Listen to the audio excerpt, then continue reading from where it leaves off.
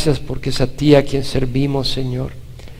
Te damos gracias porque no venimos aquí a oír la opinión de un hombre, sino a escudriñar tu palabra, Señor, porque sabemos que tu palabra, Señor, y no venimos aquí a probar un punto o a probar esta cosa o demostrar esto. Venimos, Señor, a que tú nos hables. Venimos a un encuentro contigo, queremos oír tu palabra, no queremos solo decir, vengo a conocer doctrina, venimos a conocerte a ti, Señor. Conocer tu luz, conocer tu verdad, ser corregidos en nuestras vidas, Señor, ser alentados en nuestro camino, ser fortalecidos, ser reprendidos si tenemos que ser reprendidos, Señor.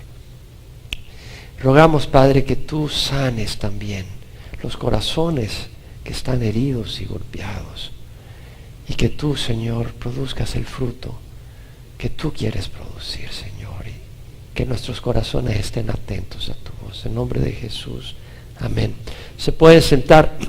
Continuamos con el capítulo 15 de la carta primera epístola de Pablo a los Corintios. Es un tremendo capítulo donde Pablo defiende la resurrección de los muertos porque es muy importante, es un elemento vital del Evangelio. El Evangelio es atacado por Satanás porque él es el poder de Dios para salvación de todo el que cree. Pablo en el capítulo 1 de 1 Corintios defiende la muerte de nuestro Señor Jesucristo como fundamental en el Evangelio, no es la elocuencia. Pablo dice, Cristo no me envió a bautizar sino a predicar el Evangelio y no con palabras elocuentes para que no se haga vana la cruz de Cristo. Es la cruz de Cristo, Cristo muriendo en la cruz, que está el poder de salvación.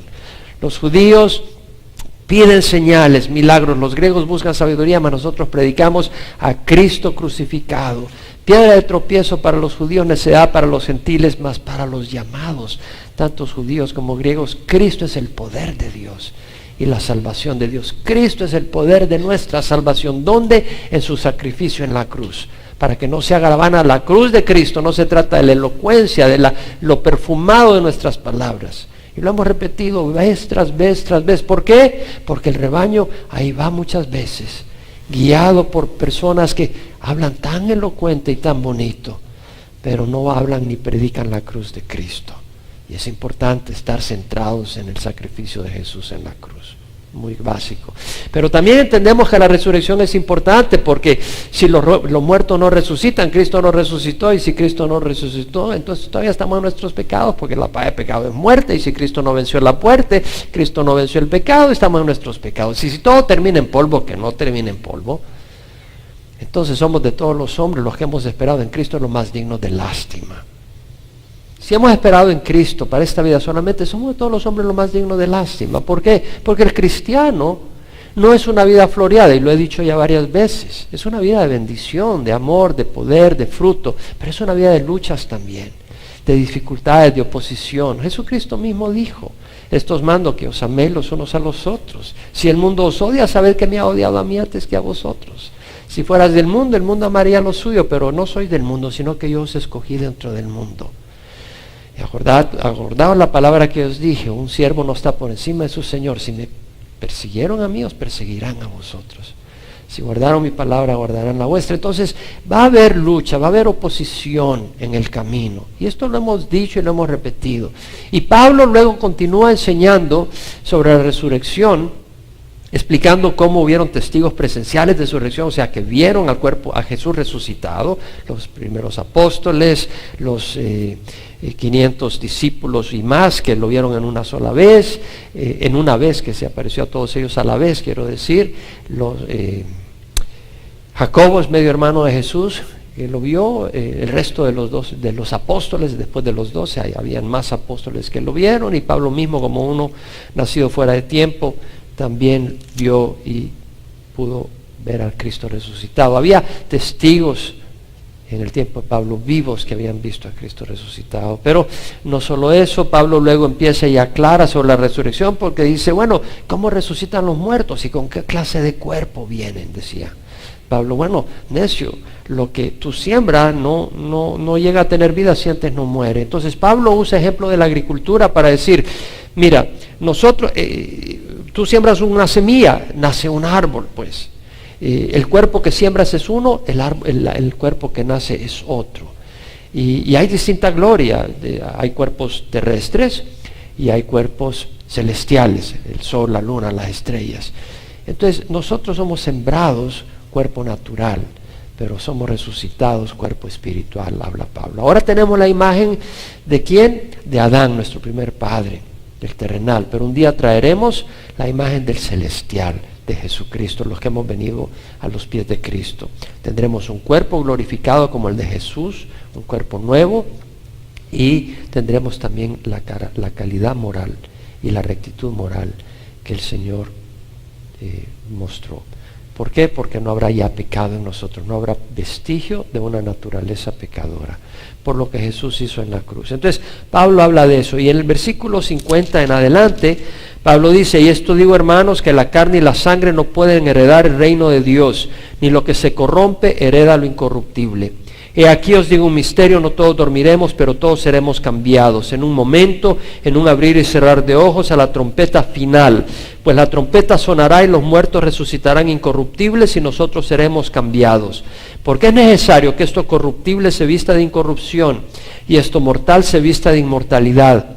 Pero cuando esto corruptible sea vestido de corrupción y esto mortal sea vestido de inmortalidad, entonces se cumplirá la palabra que está escrita: devorada ha sido la muerte en victoria.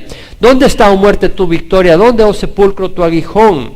El aguijón de la muerte es el pecado y el poder del pecado es la ley, pero a Dios gracias que nos da la victoria por medio de nuestro Señor Jesucristo. Por tanto, mis amados hermanos, estad firmes y constantes, abundando siempre en la obra del Señor, sabiendo que vuestro trabajo en el Señor no es en vano. Pablo dice esto: digo, hermanos, que la carne y la sangre no pueden heredar el reino de Dios, ni lo que se corrompe hereda lo incorruptible. Es necesario tener un cuerpo nuevo. Y para tener un cuerpo nuevo, así como quieres un árbol, hay que sembrar la semilla y la semilla tiene que morir. Tenemos que morir.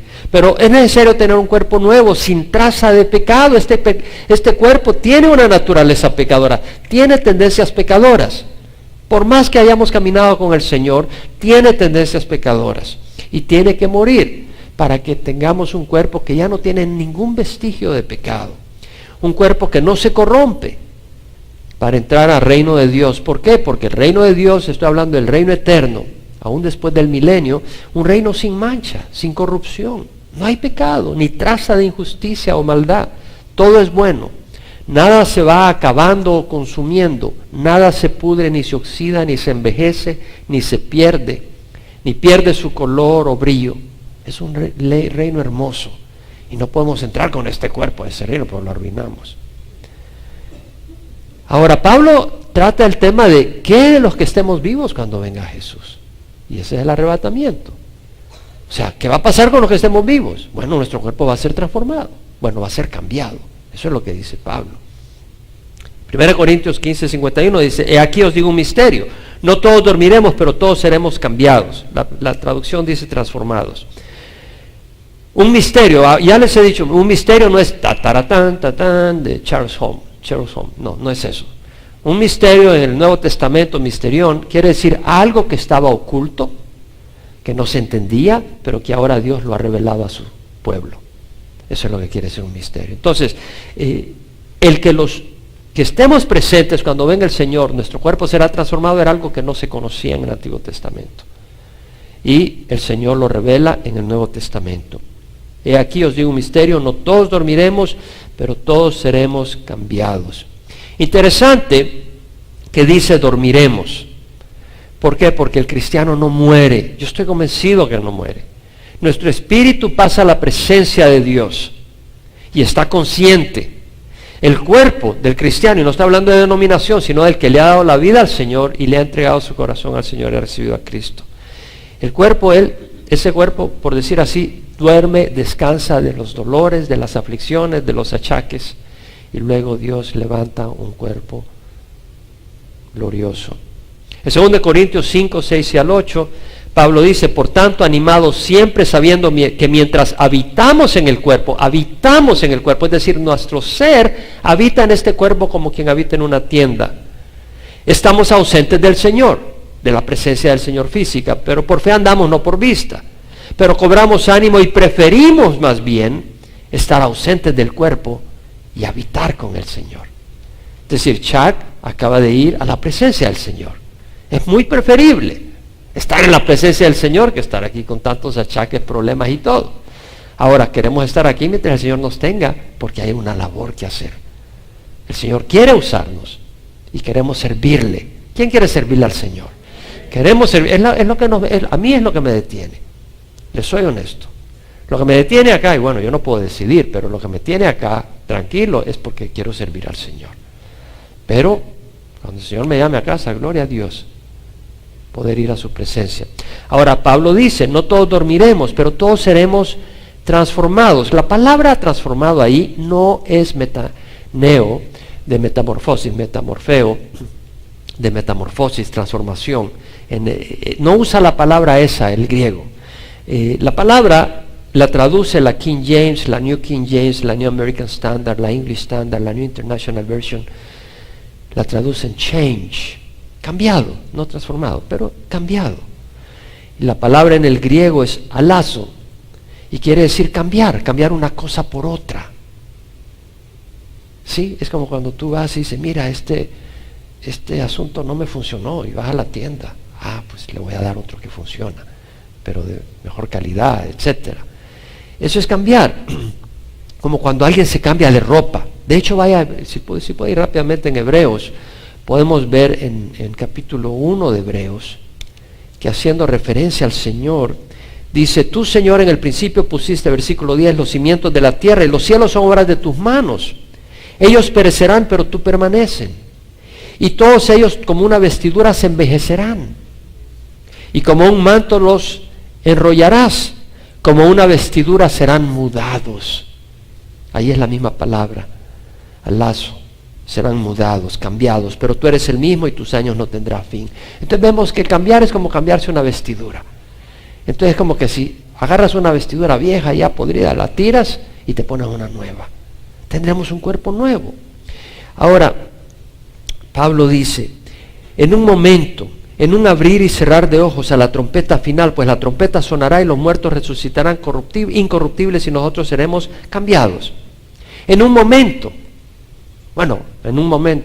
espérate un momento, le dices la esposa a su esposo que la está esperando, espérame un momento, ya salgo. Son media hora antes de que salga de la casa. Un momento puede significar muchas cosas a distintas personas, por eso hay que aclarar qué quiere decir aquí un momento. Espérate un momento, ya está sentado esperando, 10, 15 minutos. Vas donde el médico, ya en un momento lo recibimos. Pasa media hora y no sabes qué pasó.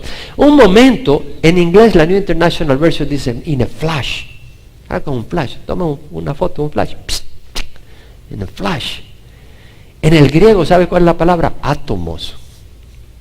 Un átomo, en aquel tiempo creían que el átomo era lo más pequeño que había, indivisible. Bueno, ahora ya se dieron cuenta que tiene otras cosas, electrones, protones, neutrones, un puño de cosas. El átomo no es lo más pequeño, pero lo que quiere decir es una fracción pequeñísima que no se puede ni dividir.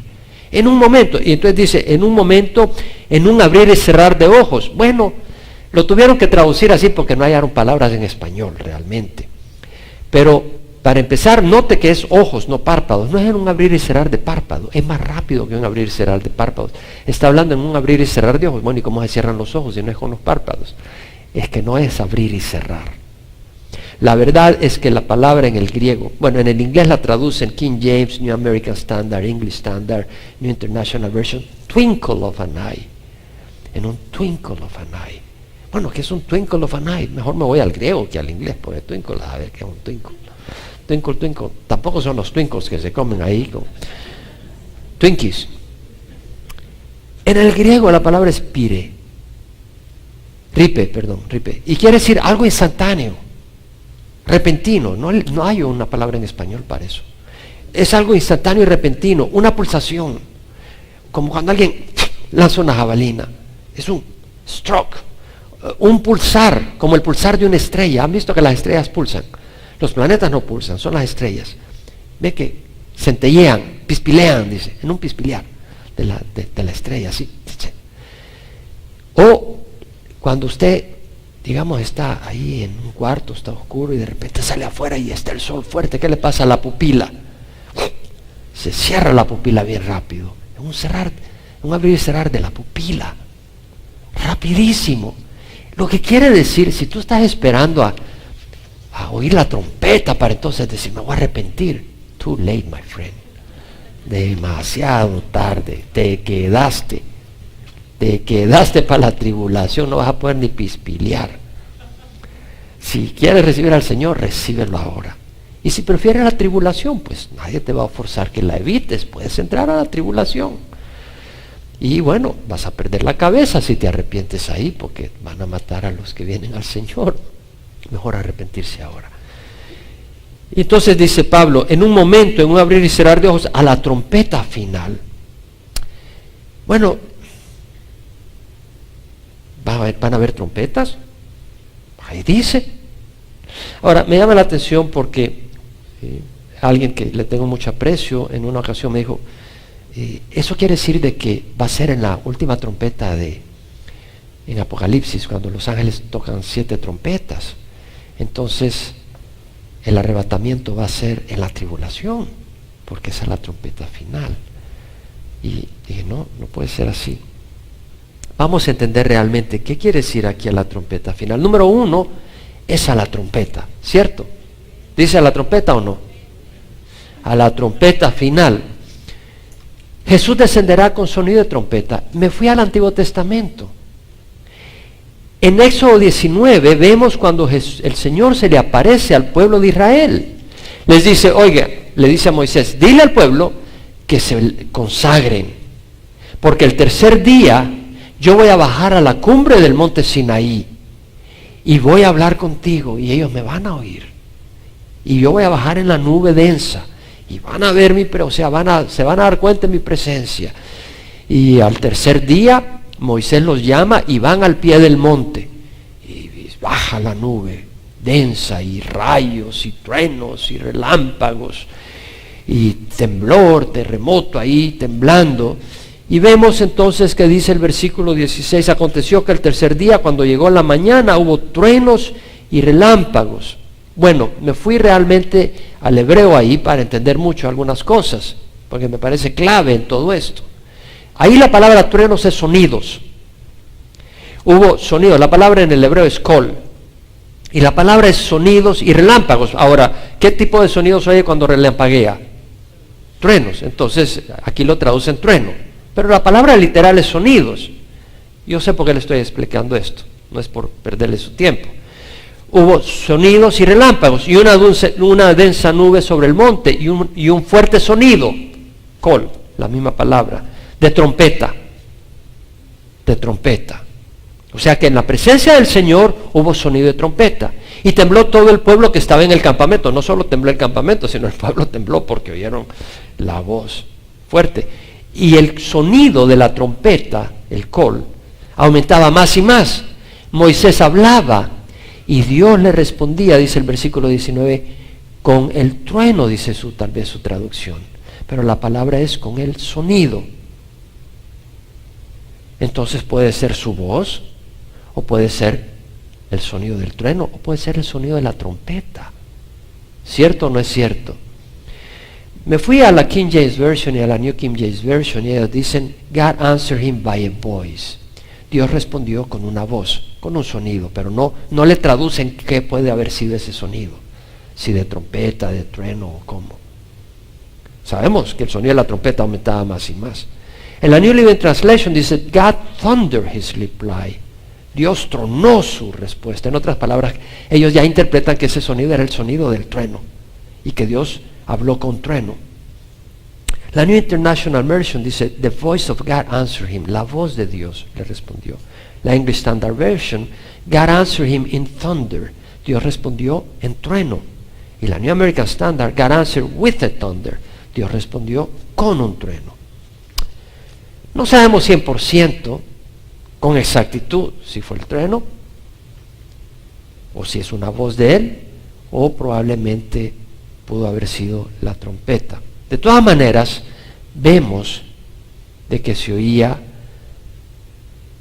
trompeta, se oían truenos en la presencia del Señor. Ahora, yo pienso personalmente que pudo haber sido la voz de la trompeta, honestamente. No le declaro eso como doctrina, pero yo personalmente lo pienso así. ¿De dónde me descanso para ello? Vamos a Apocalipsis 1. Cuando se le aparece el Señor a Juan, el apóstol, en la isla de Patmos, leemos que dice en el versículo 10, estaba yo en el Espíritu en el día del Señor, y oí detrás de mí una gran voz como de trompeta. Bueno, la voz ahí, la palabra voz es foné. ¿Puede decir foné? ¿Conoce la palabra teléfono? Quiere decir, foné es sonido o voz de lejos. ¿Es? Uno llama por teléfono. Y ahí viene la palabra teléfono de foné. La palabra puede significar voz, puede significar sonido, puede significar ruido, como la voz de una persona que se entiende literalmente las palabras, se entiende claramente sus palabras, o puede ser el sonido de una trompeta, o puede ser el sonido de aguas corriendo, o puede ser el ruido de una multitud. Puede significar todo eso. Es importante entender eso. Ahora veamos qué significa. Entonces dice, estaba yo en el Espíritu del día del Señor y oí detrás de mí una gran voz, que puede ser sonido, como de trompeta. ¿Voz de trompeta? Yo nunca he hablado como trompeta. Y yo nunca he entendido a una trompeta palabras. ¿Has entendido a una trompeta las palabras de una trompeta? No. Pero yo creo que Dios es poderoso y milagroso. Y yo creo que Dios puede hablar de manera que el sonido sea de trompeta y entienda sus palabras. ¿Crees tú que Dios lo puede hacer o no? Si tu Dios no lo puede hacer, entonces no es el mismo Dios que yo adoro. Pero aquí vemos que dice que decía. Vemos que dice una gran voz, que puede ser sonido como de trompeta, que decía. Aquí vemos un sonido de trompeta que habla. Escribe en un libro lo que ves y envíalo a las 7 iglesias. Entonces vemos de que ese sonido de trompeta habla. Palabras audibles y entendibles. ¿Qué quiero decir entonces con esto? Lo que acabo de mencionar. Yo creo de que Dios puede hablar con sonido de trompeta, fuerte, impresionante, y a la vez entender lo que está diciendo. Después de los mensajes a las 7 iglesias, el Señor se le vuelve a aparecer y le da un mandato a Juan en el capítulo 4. Versículo 1 dice, después de esto miré y vi una puerta abierta en el cielo, y la primera voz o el primer sonido que yo había oído como de trompeta, ¿se da cuenta que es voz y es de trompeta? Como de trompeta, que hablaba conmigo, decía, sube acá y te mostraré las cosas que deben suceder después de estas. Entonces vemos de que le dice, sube acá. Juan está en la isla de Patmos y en su visión le dice, sube acá, sube al cielo y te mostraré las cosas que deben suceder. Le dice esto después de darle un mensaje a las 7 iglesias. En los mensajes a las 7 iglesias son mensajes específicos a las 7 iglesias de Asia. Habían más iglesias en el mundo en ese tiempo. Pero el Señor escoge a 7 iglesias en la provincia de Asia, en el área de Asia, y le da mensajes. Y cada una de ellas era para condiciones específicas de cada iglesia, pero a la vez hemos visto que refleja también una actitud general de la iglesia en distintos tiempos a lo largo de la historia. De manera que al final el último mensaje a la iglesia de la Odisea, donde le dice, he aquí yo estoy a la puerta y toco. Si alguno escucha mi voz y abre la puerta, yo entraré y cenaré con él y él conmigo. Es decir, la iglesia tenía a Cristo afuera. Cristo estaba fuera de la iglesia. Eso es lo que ocurre en la última, la apostasía. Cada vez se llenan más de cosas y Cristo no es central en la iglesia, en la apostasía. Entonces vemos que el mensaje a las 7 iglesias habla del tiempo de la iglesia. Y de ahí viene el Señor y le dice a Juan, ven, sube. Y es lo mismo que va a pasar con nosotros después del tiempo de la iglesia. Cuando se acabe el tiempo que la iglesia va a estar en la tierra, el Señor le va a decir, ven y sube, y nos va a llamar. Es el arrebatamiento de la iglesia. Pero veamos que dice, y la primera voz que ya había oído, como de trompeta que hablaba conmigo, dice, sube acá y te mostraré las cosas que deben suceder después de estas. Entonces vemos que una vez más Jesús habla con voz de trompeta. Entonces perfectamente puedo yo entender que esa voz de trompeta, a la trompeta final, ¿cuál es esa voz? ¿La voz de quién? ¿Qué crees tú que va a levantar a los muertos? ¿La voz de Jesús o la voz de una trompeta? Respóndeme, con convicción. Yo estoy convencido que es la voz de Jesús, no la de una trompeta. Pero la voz de Jesús va a ser de trompeta. ¿Sí me explico? Va a ser de trompeta. O sea, no va a decir, salgan. No, mi amigo. Cuando Él hable, va a ser un trompetazo que se va a oír en todos los extremos del mundo, solo por los cristianos. Solo por los cristianos. Los inconversos no la van a oír. Por eso no se van a levantar. Se van a levantar al final del milenio, con un cuerpo nuevo para ir al infierno. Por eso tenemos que predicar el Evangelio. Por eso Chuck Smith el domingo pasado predicó 3 servicios el domingo. 3 servicios. Con toda la radiación, con todas las operaciones, porque ese hombre quería estar seguro que el último momento de su vida era compartiendo a Jesús. Compartiendo el mensaje de vida y advirtiendo a los que no han abrazado ese mensaje, porque el tiempo es corto. Entonces, en 1 Tesalonicenses, Pablo habla del arrebatamiento de la iglesia y dice en el versículo 16, el Señor mismo descenderá del cielo. Él es el que nos viene a recibir. Gloria al Señor, amén. El Señor mismo descenderá del cielo. Ahora mira qué dice, con voz de mando. ¿Con la voz de quién? ¿Con qué voz es? La de Él. Con voz de mando, con voz de arcángel. Ay, acá, ¿cómo es esto? ¿Acaso necesita un arcángel que le ayude a levantar a los muertos? Hay que aclararlo, ¿no cree? Vamos a aclararlo con la Biblia. Y con la trompeta de Dios. Y los muertos en Cristo se levantarán primero. Entonces nosotros los que estemos vivos y que permanezcamos seremos arrebatados juntamente con ellos en las nubes al encuentro del Señor en el aire, y así estaremos con el Señor siempre. Por tanto, confortaos unos a otros con estas palabras. El Señor mismo es quien da la voz de mando. La palabra voz de mando, me gusta escudriñar la Escritura, lo voy a ser honesto. Yo a veces me pregunto, ¿por qué le hago tanto estudio a esto? ¿Que me quiero impresionar a la gente? No, le voy a hacer porque yo siempre me cuestiono y me pongo contra la pared y me examino. Le voy a decir por qué. Porque yo quiero saber lo que le estoy enseñando. Yo quiero saber de veras, no simplemente enseñar porque ahí estuvo. Quiero estar convencido. Y estoy convencido de lo que estoy enseñando. La palabra voz de mando la traducen la New King James, la King James New American Standard, with a shout, con un grito. La New International Version, with a loud command, con una voz de mando alta. La English Standard Version, with a cry of command, con un grito de orden. La palabra en el griego se refiere a la orden, al mandato, que uno da en forma de grito, por ejemplo, cuando está guiando una carroza de caballos. ¡Ea! ¡Epa! Vas a parar los caballos, quieres que se aceleren o corran más, o cuando va remando los remadores, y entonces el que los está guiando dice, ¡remen! ¡Hup, hup, hup, hup! Ya los está guiando con voz de mando.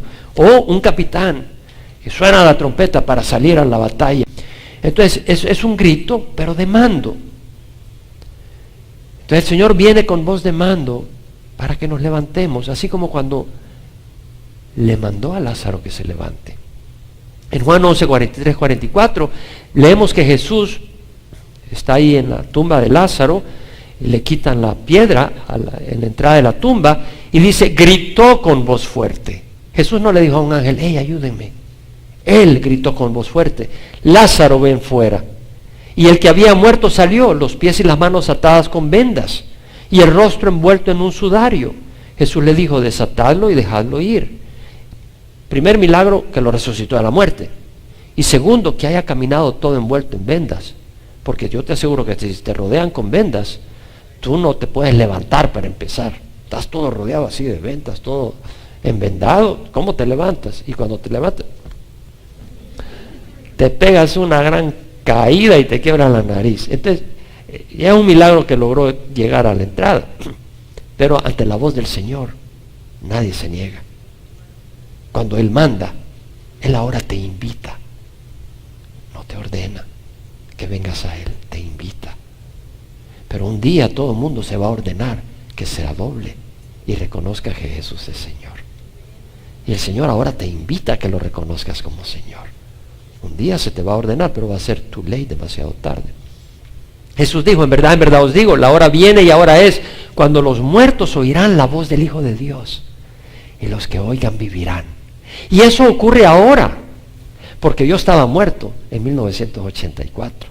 Físicamente estaba bien, mucho mejor que ahora, físicamente, pero estaba muerto, porque para Dios, cuando tú estás sin comunión con Dios, estás muerto, tu espíritu está muerto. Y oí la voz del Señor. ¿Qué es lo que oí? La invitación de Jesús de darle mi vida a Él y recibirlo como Señor. Y al oír la voz del Señor, cobré vida. Nací de nuevo. En verdad os digo que viene la hora y ahora es cuando los muertos oirán la voz del Hijo de Dios y los que oigan vivirán. Y ahora vivo. Antes estaba muerto sin darme cuenta, ahora vivo. Y es una vida distinta, totalmente cambiada, transformada. Ahora vendrá un día cuando Jesús venga y diga, vengan para acá. Bueno, yo no sé cómo dirá, no he oído todavía, pero cuando diga, salgan o vengan, o la voz que diga, vendremos y haremos caso y subiremos a estar con el Señor en el aire.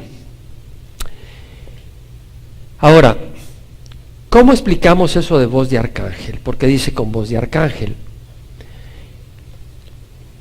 No hay problema, es la misma voz de Jesús. Y la está dando en tres áreas. Una es con grito de mando, otra es voz de arcángel y otra es con el sonido de la trompeta de Dios.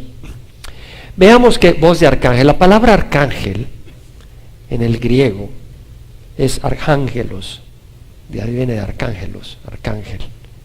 Y viene de dos palabras, una es arxo, que quiere decir el primero, el líder, el que está a la cabeza, el que reina, el que gobierna. Y ángelos, quiere decir ángeles, mensajeros. Entonces, en el Nuevo Testamento vemos dos veces la palabra arcángel. Una aquí en Tesalonicenses y otra en Judas 9, donde solo en un capítulo Judas, el versículo 9, donde dice, cuando el arcángel Miguel contendía con el diablo y disputaba acerca del cuerpo de Moisés. Y está haciendo referencia Judas, el medio hermano de Jesús, no Judas que traicionó a Jesús. Está haciendo referencia a cuando el arcángel Miguel disputó con el diablo que se quería llevar el cuerpo a Moisés, y el arcángel Miguel lo paró. Se menciona la palabra arcángel. Miguel es uno de los arcángeles. ¿Qué quiere decir arcángel? Un líder de muchos ángeles. En el libro de Daniel, y no vayan ahí porque no me puedo extender mucho, en el capítulo 10 puede tomar referencia. Daniel está junto a la orilla del gran río, del río Tigris, y tiene esta visión donde un ángel le dice, no temas, porque desde el primer día en que te propusiste en tu corazón entender y humillarte delante de Dios, fueron oídas tus palabras, y a causa de tus palabras he venido. Mas el príncipe del reino de Persia, este es un príncipe de las fuerzas espirituales, un demonio con gran autoridad sobre el Irán, Persia en ese tiempo, se me opuso por 21 días, se le opuso, pero he aquí Miguel, uno de los primeros príncipes, vino a mi ayuda. Entonces este Miguel, el arcángel Miguel, es mencionado acá como un príncipe, alguien que tiene autoridad sobre otros, es mencionado como príncipe. En Daniel capítulo 12 es mencionado como el gran príncipe. Dice, en aquel tiempo se levantará Miguel, el gran príncipe que vela sobre los hijos de tu pueblo, es decir, sobre los judíos. Entonces menciona a Miguel, al arcángel Miguel, como un príncipe. Ahora, ¿quién es el príncipe de paz? Jesucristo, Isaías 9:6. Entonces, en Isaías 9:6 sabemos que Jesucristo es príncipe y Miguel es un príncipe, pero Jesús es el príncipe de todos los príncipes. Y la palabra arcángel quiere decir alguien que está encima de muchos ángeles. Pero ¿quién está encima de todos los ángeles? ¿Quién? entonces la palabra arcángel se puede aplicar a él como alguien que gobierna a todos los ángeles. ¿Sí me explico? Okay. Y el otro punto es cuando dice a la trompeta final. Bueno, la palabra final es escatos, de ahí viene escatología, el estudio de los últimos días, la profecía de los últimos días. La trompeta final, la palabra final, escatos quiere decir extremo, que está al final en un lugar, por allá, lo que está al último de la propiedad, lo que está lo más lejos, allá, en el límite de la propiedad, o el último en una serie de cosas. Juan en la primera epístola, capítulo 2, habla de hijitos en la última hora, es decir, es el último tiempo en que estamos. Y así como dice que el anticristo viene, también ahora han surgido muchos anticristos, por eso sabemos que es la última hora, el escatos, el último tiempo. La trompeta final se refiere a la trompeta. ¿Cuál es la voz de esa trompeta? ¿Es la de quién? Jesús. Es el mandato final. La voz final, la orden final. Han habido muchas trompetas después del diluvio. En el Sinaí, el Señor sonó trompeta, habló con voz de trompeta y el pueblo oyó. Cuando el ejército de Israel en sus 12 tribus salían a la batalla, era con sonido de trompeta que se reunían. Habían sonido de trompeta para las fiestas religiosas. Ha habido sonido de trompetas después del diluvio muchas veces, pero esta es la última trompeta que suena antes de que empiece la tribulación. Es la última trompeta para el pueblo de Dios. Con esta trompeta nos vamos. De hecho, Harry Ironside, un predicador, teólogo, tremendo predicador, ayer empecé a leer un poco más de su historia y dije, tengo que leer más de la historia de este hombre, qué increíble. A los 11 años ya estaba predicando. Armó escuela dominical, porque a donde no había escuela dominical, entonces él empezó a los 11 años. Y tenía 60 niños oyéndole, hasta algunos adultos. ¡Qué pasión por el Señor! Tengo que leer más de este Jaime Ironside. Pero este es un teólogo que vivió del 1876 a 1951. Explica que en los días de Pablo habían tres sonidos de trompeta para el ejército romano. El primero era, a levantar las tiendas que nos vamos. El segundo, hacer fila. Y el tercero, vámonos. Entonces el último sonido de trompeta es, vámonos. Vámonos a la presencia del Señor. Es lo que quiere decir a la trompeta final. No son las trompetas de los 7 ángeles. En Apocalipsis 8 leemos que los 7 ángeles que tenían las 7 trompetas se prepararon para tocarlas. Estas trompetas las tocan ángeles. Mientras que la trompeta del arrebatamiento es Jesús mismo hablando con voz de trompeta. La trompeta de 1 Tesalonicenses 4:16 dice la trompeta de Dios, no la trompeta de ángeles. Entonces no pueden ser las trompetas de Apocalipsis. Las trompetas de la tribulación son trompetas que anuncian juicios. La trompeta que toca el Señor es la que anuncia la boda del Cordero, vámonos a casa. Es otro tipo de trompeta. No puede ser la trompeta de la tribulación, porque entonces la iglesia tendría que pasar por la tribulación. Y este es un tema muy importante. La iglesia va a ser arrebatada antes de la tribulación. Y es importante entender eso. En Lucas 21, 34 al 36, Jesús dice, estad alerta, no sea que vuestro corazón se cargue con disipación y embriaguez y con las preocupaciones de la vida. A veces estamos preocupados. ¿Cómo voy a hacer para hacer esto? ¿Cómo voy a hacer para pagar lo otro? Y dejas las cosas de Dios. Y dejas de buscar las cosas del Señor. Y el Señor dice, estad alerta, no sea que aquel día venga súbitamente sobre vosotros. Y luego dice el Señor, velad en todo tiempo, orando para que tengáis fuerzas para escapar de todas estas cosas que están por suceder y podáis estar en pie delante del Hijo del Hombre. Jesús aquí está hablando de la tribulación que va a suceder. Y luego dice, orad para que tengáis fuerzas para escapar de estas cosas. Quiere decir de que podemos escapar de la tribulación. En otras palabras, que podemos ser arrebatados con el resto de la iglesia antes de la tribulación. En Mateo 24, 37 al 39, Jesús dijo, como en los días de Noé, así será la venida del Hijo del Hombre. Pues en aquellos días, antes del diluvio, estaban comiendo y bebiéndose, casándose y dándose en matrimonio, hasta el día en que entró Noé en el arca. Y no comprendieron hasta que vino el diluvio y se lo llevó a todos. Así será la venida del Hijo del Hombre. ¿Qué vemos acá? Que va a ser igual que en los días de Noé. La gente come, bueno, está bien comer. El problema es comer sin entender. Yo como para poder vivir y servirle al Señor. Algunos van a la iglesia para que Dios le ponga más comida en el plato. Si me explico, tenemos que tener cuidado de por qué venimos a la iglesia. Venimos a la iglesia porque amamos a Dios.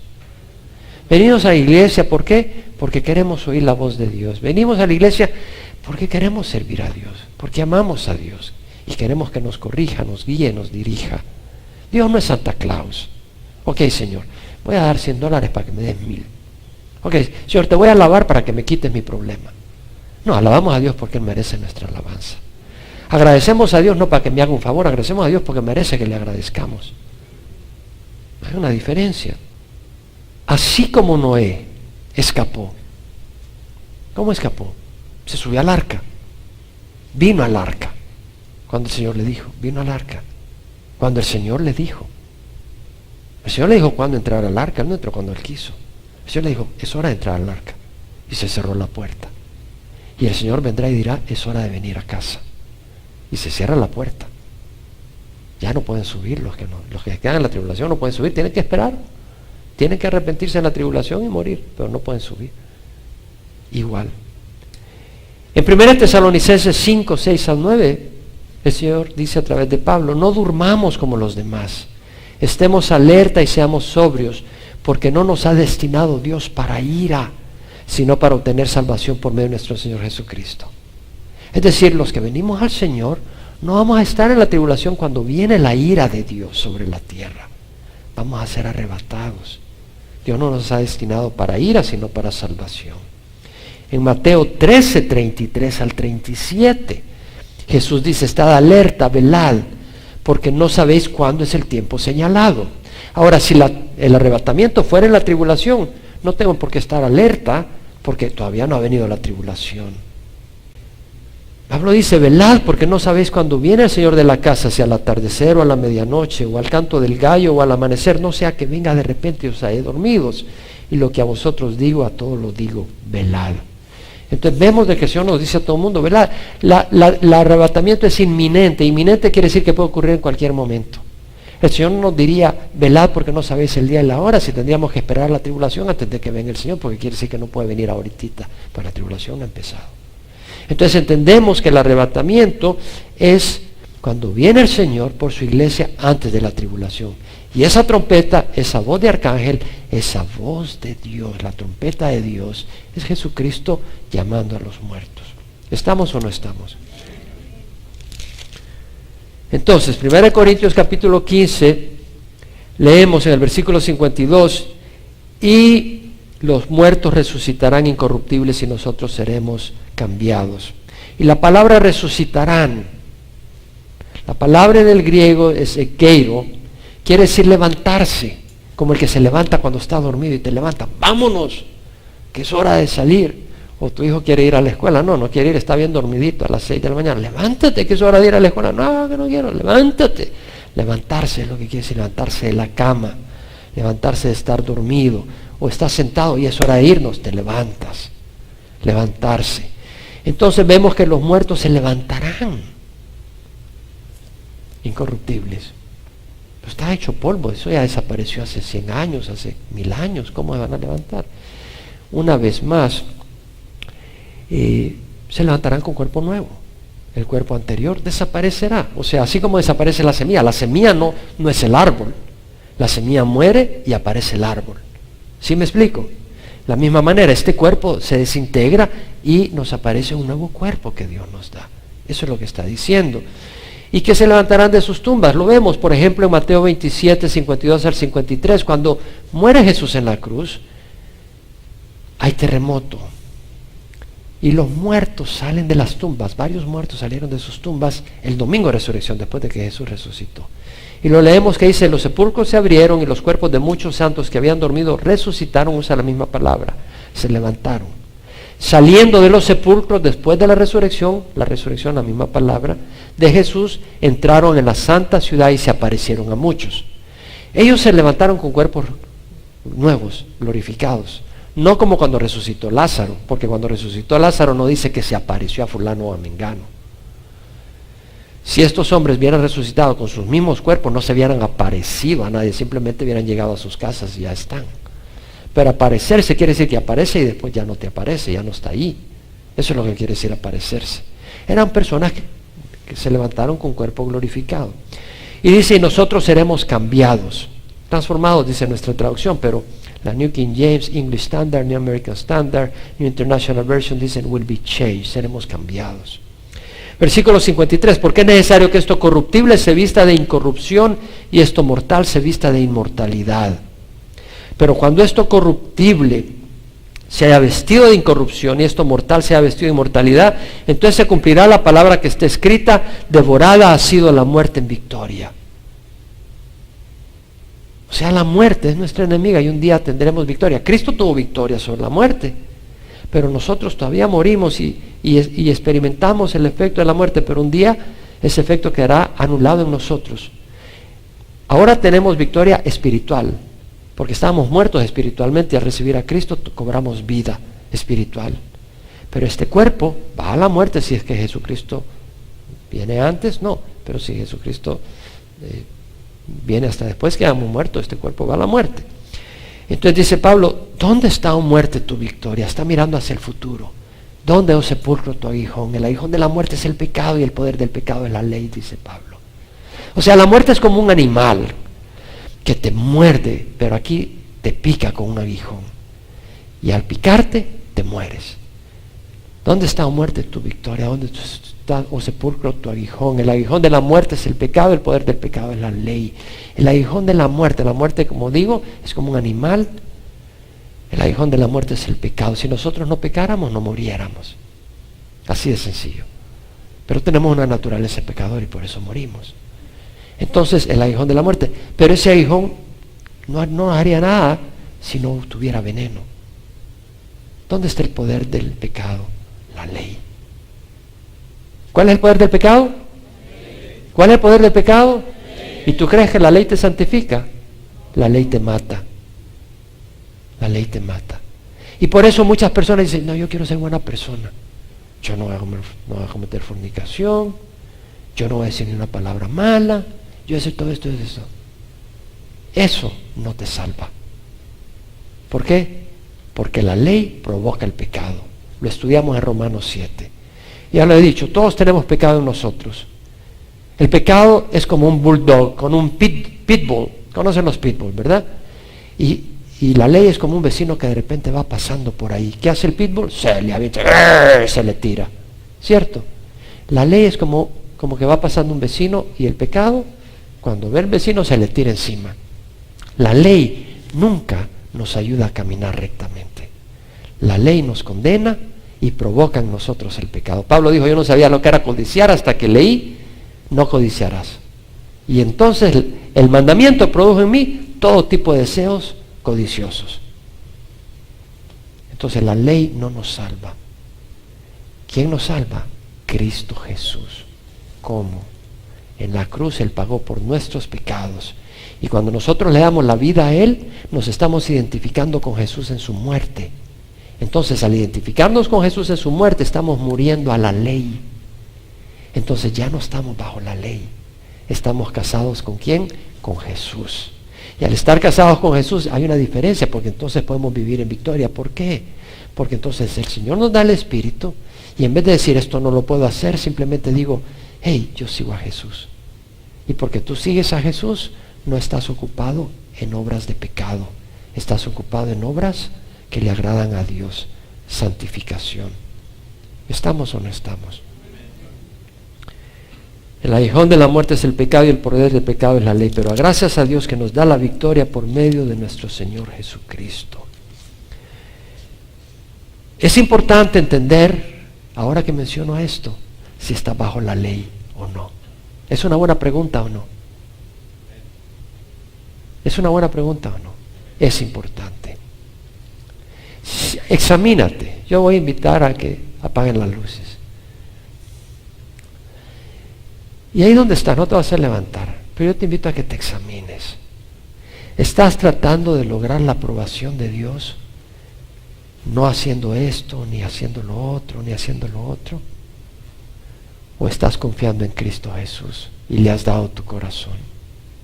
Pablo dijo, con Cristo he sido crucificado, ya no soy yo el que vive, mas Cristo vive en mí.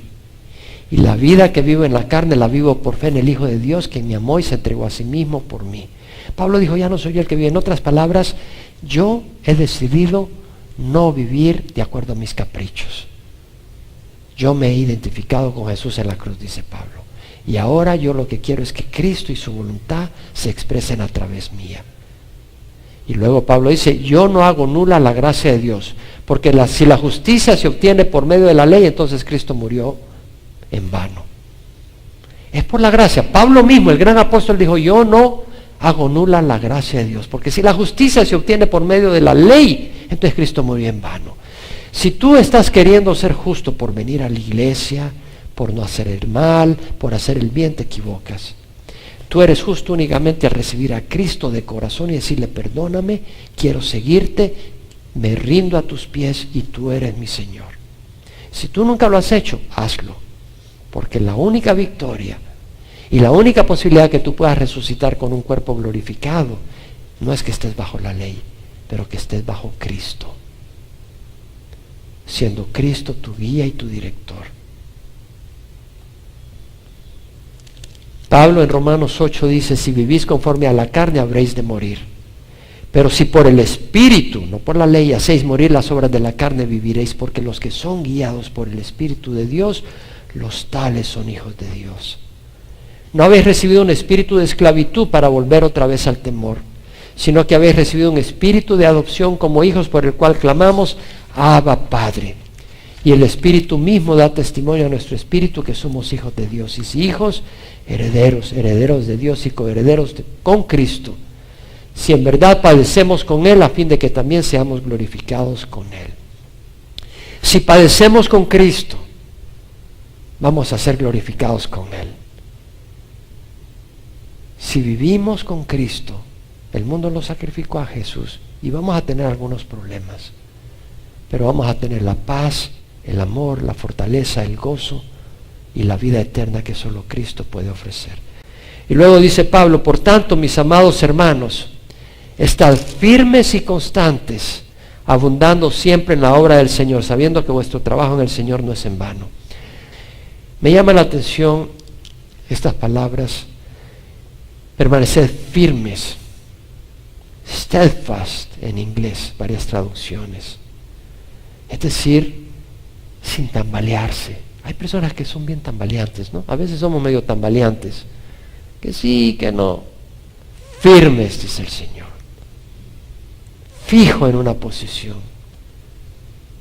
¿Sabes lo que simplifica las cosas? Estar firme en Jesús. Si estás firme en Jesús, es lo que el Señor te diga. Y no te andas tambaleando de arriba abajo. El problema es cuando tú estás entre Jesús y tu carne. Entonces te andas tambaleando. No, permaneces firmes y constantes. Me gustan las traducciones en inglés mejor. La palabra constante, me he ido al griego, también quiere decir inmóvil, que no se mueve de su lugar, persistente en su posición. La New King James, English Standard, New American dicen immovable.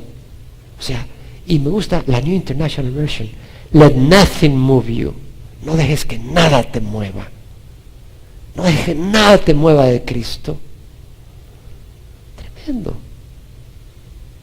¿Qué te puede mover de tu dedicación y servicio a Dios? La enfermedad. Hay personas que en la enfermedad le dan la espalda al Señor. ¿Cierto o no? Las tentaciones. ¿Cuántos pastores han entregado sus ministerios por un rato de placer para después lamentarse el resto de sus vidas? ¿Cuántos matrimonios han sido destruidos por un rato de placer? Oposición. ¿Cuántas personas se han hecho para atrás cuando han tenido oposición en su familia o en su trabajo o en su vecindario? Aflicciones. ¿Cuántas personas prefieren oír un mensaje de prosperidad que estar caminando con el Señor y recibir aflicciones. Pobreza, riquezas. ¿Cuántas personas por obtener riquezas le han dado la espalda al Señor? ¿Cuántas personas por haber obtenido riquezas le han dado la espalda al Señor? Placeres, burlas. ¿Cuántas personas pueden aguantar todo menos que se burlen de ellos? Desprecios, insultos, caricias anheladas, fama. Firmes en el camino del Señor quiere decir sin desviarse, sin desistir del propósito de glorificar a Cristo con nuestras vidas, sin salirse de la dedicación y entrega a una vida de servicio al Señor y a su iglesia. Firmes en el camino de rectitud, sin ser movidos ni persuadidos por placeres, codicia. Todos somos tentados por esas cosas. Todos, hermanos. Pablo en Efesios dice: fortaleceos en el Señor y en el poder de su fuerza, revestidos con toda la armadura de Dios para que puedas estar firmes contra las insidias del diablo. Y Pablo dice: abundando siempre en la obra del Señor, abundando. ¿Sabes que la palabra ahí quiere decir exceder una medida, abundar hasta rebalsar? Abundando siempre en la obra del Señor. Eso es lo que el Señor nos dice. Pero ¿sabes qué? No lo hagas porque tienes que hacerlo. Cuando una persona así, sobre todo los jóvenes, se enamoran por una muchacha, le dan la vuelta al mundo por esa muchacha, ¿no? O una muchacha por un varón. Si amamos al Señor, vamos a abundar en servicio al Señor y a su pueblo, sabiendo que vuestro trabajo en el Señor no es en vano. Realmente yo te invito, si no has recibido a Cristo como su Señor y tu Salvador, tú no puedes tener esta esperanza de la resurrección. Pero hoy lo puedes recibir. Tal vez eres miembro de esta iglesia, pero estás bajo la ley. Tal vez has estado en la iglesia tradicional por muchos años y tú estás esperando en que María interceda por ti. No, debemos de estar firmes e inmóviles en Cristo Jesús. Él es el que salva. Te lo tengo que decir porque si no te lo digo, traiciono a mi Señor y te traiciono a ti. Recibe a Jesús, pon tu fe en Jesús y dile: Señor, entra en mi corazón hoy. Ahí donde estás, ora y vas a tener vida hoy y vida eterna. Y luego cuando el Señor venga, vendrá por ti y vas a oír la voz de la trompeta. La trompeta de Dios. Ora conmigo. Porque no termina en polvo. Después del polvo un día hay una eternidad. Ora conmigo. Padre Santo, te ruego perdón por mis pecados. Hoy recibo a Jesús como mi Señor y mi Salvador. Él es mi papá hoy. Hoy te recibo como mi papá, como un hijo que te necesita. Te necesito y te recibo también como un siervo que recibe a su Señor, dispuesto a obedecer. Y te recibo también como un discípulo que viene a su maestro para que le enseñe, dispuesto a aprender. Y también vengo tal como estoy, pecador, pidiendo que, Señor, me perdones mis pecados.